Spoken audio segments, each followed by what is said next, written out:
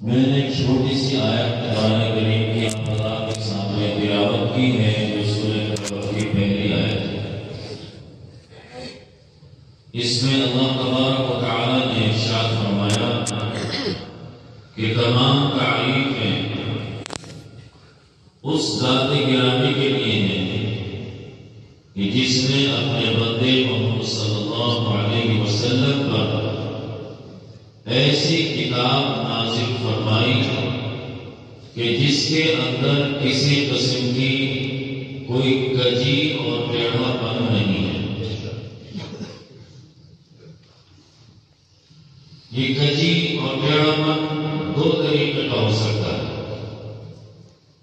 یا تو معنوی کجی یا الفاظ کی کجی اور ٹیڑھا پن۔ یہاں علماء کا مجمع ہے اور طلبہ بھی عربی تعداد کے اکثر طلبہ ان میں ہیں، جانتے ہیں کہ عوجات نکرہ ہے اور لم یجعل یہ نفی ہے، اور جب نکرہ نفی کے تحت واقع ہوتا ہے تو عموم کا فائدہ دیتا ہے۔ تو اس کا مطلب یہ ہوا کہ قرآن کریم کے اندر نہ تو الفاظ کے اعتبار سے کوئی کجی اور ٹیڑھاپن ہے اور نہ معنی کے اعتبار سے کوئی کجی اور ٹیڑھاپن ہے۔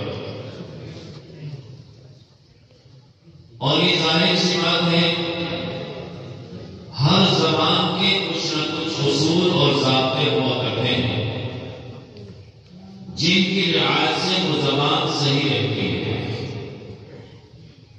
اور یہ عربی زبان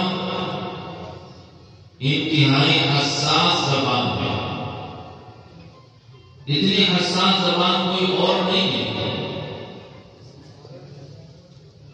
اگر ہماری ذرا سی زبان لفظش کرتی ہے تو لفظ متاثر ہوتا ہے، کلمہ متاثر ہوتا ہے، اور جب کلمہ متاثر ہوتا ہے تو پھر معنی بھی متاثر ہو جاتا ہے۔ اس لیے ضروری ہے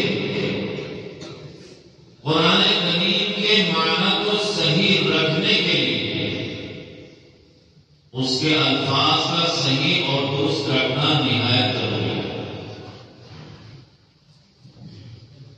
اور قرآن کریم کے الفاظ کس طرح درست رہ سکتے ہیں، اس کے بھی کچھ اصول اور ضابطے ہیں۔ اللہ تعالیٰ نے خود ارشاد فرمایا وَرَتَّلْنَاهُ تَرْتِيلًا، اور آپ حضرات جانتے ہیں ترتیل کے معنی حضرت علی رضی اللہ تعالیٰ عنہ نے فرمایا تجوید الحروف معرفت الحروف، کہ قرآن کریم کے الفاظ کو عمدگی کے ساتھ ادا کرنا، جو اس کے اصول اور ضابطے ہیں ان کی رعایت کے ساتھ ادا کرنا، اور پھر کہاں پر ٹھہرنا ہے، کس طریقے سے ٹھہرنا ہے، اس کو بھی جاننا۔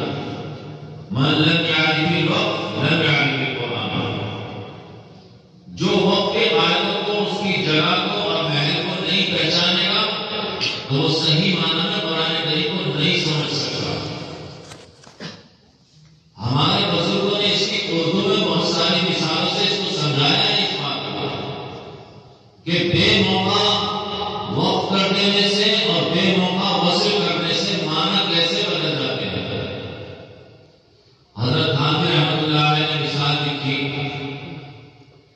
3 لفظ ہیں، اٹھو مت بیٹھو۔